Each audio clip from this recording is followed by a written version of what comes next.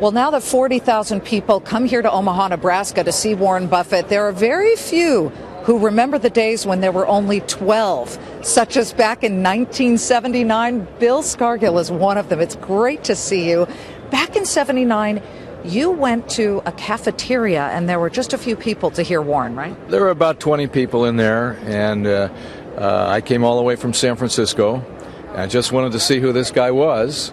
And 20 people, there were mostly employees, a couple of his relatives, and there were 3 other investors or shareholders besides myself. And at the end of the meeting, which is the same as today, he just gets it over with quick, he said, "I'm going to be around for an hour if anybody wants to talk about investments." 4 of us stayed, and of course it changed my life, and I don't know what happened to the rest of them. What was it that changed your life? Well, there's nothing changed. He says that he talks today just like he did then, and they're using the same style of investing. The whole story, if you sit and listen to him talk, you have to be impressed. I mean, look at all these people here. So I wasn't so smart seeing it.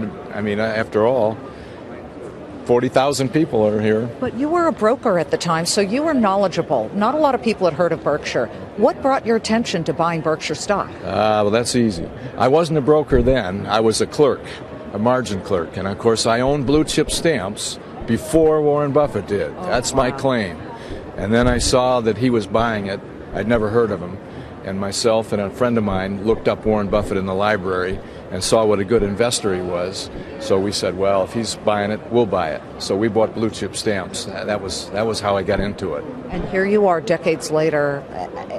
What is the number one thing that you want to impart to our viewers about having owned this stock and how it has changed your life? Well, it's not only the owning the stock and the money we've made, it's the lifestyle and just following what he's built. I mean, these 2 guys, Mr. Munger and Mr. Buffett, started with a couple of $100,000 and built it in billions. And they've done it. They've made history. Being in the brokerage business or the financial business, these are our heroes, and they've actually done it. Do you think about the time when he's no longer here to run the company? No, these guys are so smart. Charlie at one of the Wesco meetings said, "We're smart enough to build this thing. We're smart enough to figure a way to keep it going." And that's enough for me.